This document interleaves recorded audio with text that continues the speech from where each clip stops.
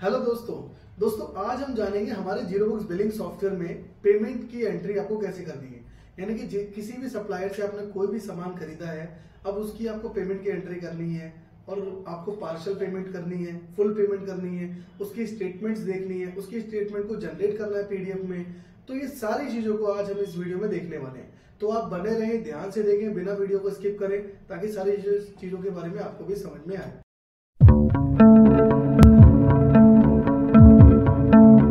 तो चलिए दोस्तों, हम अपनी स्क्रीन पे चलते हैं और जानते हैं कैसे ये करना है हमें।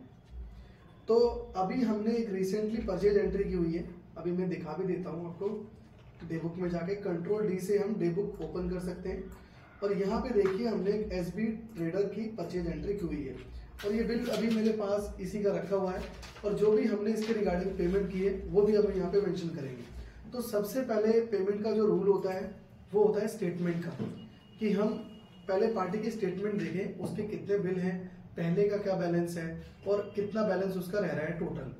तो हम सबसे पहले इसकी स्टेटमेंट देखते हैं। तो इसके लिए हमें आना होगा रिपोर्ट्स के मेनू में। रिपोर्ट्स के मेनू में आने के बाद लेजर बुक और मैं यहाँ पे सर्च करता हूँ एसबी ट्रेडर। आपको यहाँ पे डेट मेंशन करना है, जैसे कि आप यहाँ देख रहे हैं डेट रेंज, आप यहाँ पे मेंशन करिए कब से कब तक देखना है और शो पे क्लिक करना है। अब शो पे क्लिक करने के बाद देखिए यहाँ पे जो इसका टोटल बैलेंस हमें जो नजर आ रहा है वो ये आ रहा है कि 28,000 रुपये लगभग इसे पे करना है, 28,847 रुपये। लेकिन ये 28,847 है कैसे? क्योंकि परचेज बिल जो है वो तो हमारा 8,847 का है। तो दोस्तों इसका जो है ओपनिंग बैलेंस है 20,000 रुपये का। तो अगर आप 20,000 और 8,847 को कैलकुलेट करेंगे तो टोटल जो इनका बैलेंस बन रहा है आउटस्टैंडिंग का 28,847। अब इसमें जो पेमेंट करी है हमने वो 12,000 रुपये की पेमेंट कर दी है और जो 12,000 की हमने पेमेंट करी है वो हमने करी है पहले के बैलेंस की, आज के बिल की पेमेंट हमने नहीं करी है। तो अब कैसे करना है इसको? हमें करना होगा, सबसे पहले आना होगा इसमें ट्रांजैक्शन के मेनू के अंदर। अब ट्रांजैक्शन के मेनू में आने के बाद इसमें दो ऑप्शन है, एक तो ट्रांजैक्शन से भी कर सकते हैं, दूसरा कीबोर्ड से F5 के बटन प्रेस कर भी आप कर सकते हैं। तो मैं पहले इस पर क्लिक करता हूँ, ये देखिए पेमेंट एंट्री हमारे सामने ओपन होगी। अगर मुझे कीबोर्ड से करना तो मैं डायरेक्टली F5 बटन प्रेस कर दूँ, तो यहाँ पे आपको शो हो गई। अब मैंने इनको पेमेंट कब करी है? हो सकता है कि कल ही मैंने इनको पेमेंट करी हो, लेकिन कल मेरे पास समय नहीं था एंट्री करने का। तो जब भी आपने पेमेंट करी है इनको, आपको उसी डेट को मेंशन करना है। जैसे कि यहाँ पे आज 16 तारीख है, करंट डेट आपको शो होगी। तो करंट डेट यहाँ पे शो हो रही है, लेकिन मैंने इनको पेमेंट करी है 15 तारीख को, तो 15 तारीख यहाँ पे मैंने मेंशन कर दी। वाउचर नंबर ऑटोमेटिक इसका जनरेट होगा। रेफरेंस नंबर आप अपने अकॉर्डिंग डाल सकते हैं। अब रेफरेंस नंबर मतलब कि कोई आपने अलग से कॉपी या लेजर बुक बना रखी है, वहाँ पे कुछ रेफरेंस नंबर है तो वो आप मेंशन कर सकते हैं ताकि मैच हो जाए। अगर नहीं ऐसा कुछ तो आप इसे खाली छोड़ सकते हैं।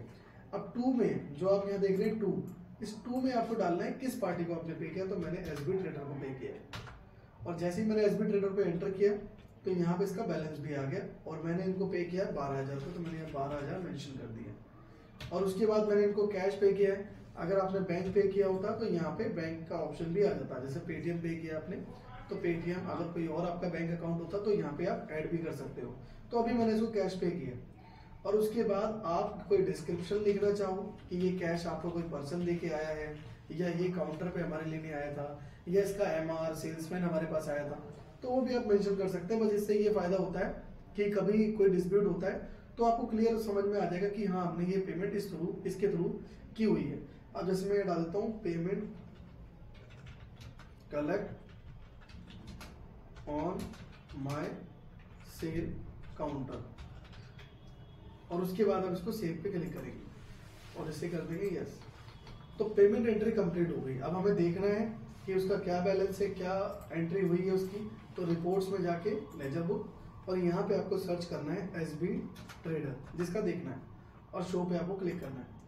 तो ये देखिए पहले जो बैलेंस था वो बैलेंस अलग था, मैंने आपको जो दिखाया था 28,847 लगभग। और अभी देखिए यहाँ पे क्या हो रहा है, बैलेंस अब कितना रह रहा है इसमें 16,847। क्यों? क्योंकि 12,000 की पेमेंट हमारी कंप्लीट हो चुकी है।